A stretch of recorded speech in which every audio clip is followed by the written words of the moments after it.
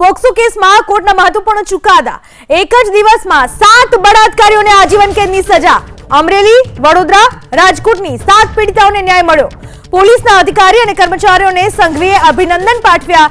ગુનેગારો વિરુદ્ધ કડક કાર્યવાહી થતી રહેશે। અમરેલીના 2 કેસમાં નરાધમ પકડાયાના 17 દિવસમાં ચાર્જશીટ દાખલ થઈ।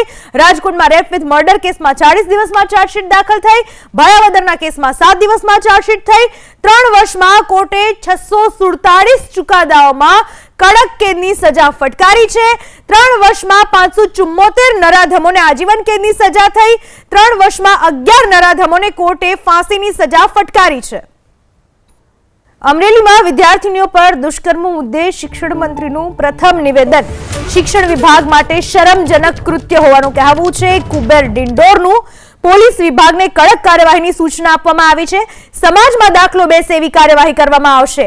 આવા નરાધમો માફીને લાયક નથી।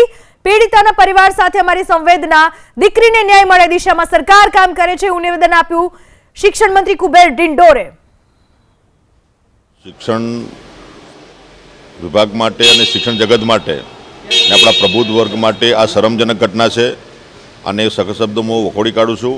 અને આવા જે નરાધમો જે આવું જે કૃત્ય કરે છે એ ક્યારેય માફીને લાયક છે જ નહીં। કાયદો કાયદાનું કામ કરશે અને એના પર જે કે અત્યારે જે કાર્યવાહી અમારે ચાલી રહી છે અને અમારા પોલીસ ડિપાર્ટમેન્ટને પણ અમે સૂચના આપી છે, અમારા વિભાગને પણ સૂચના આપી છે। તાત્કાલિક જે ઘટતી કાર્યવાહી કરવાની થાય એ કરીને એની પનિશમેન્ટ કરીશું અને કાયદાના રૂએ જે કંઈ એને કલમો લગાડીને આગળ જે સજા કરવાની થાય તમામ સજા કરીશું।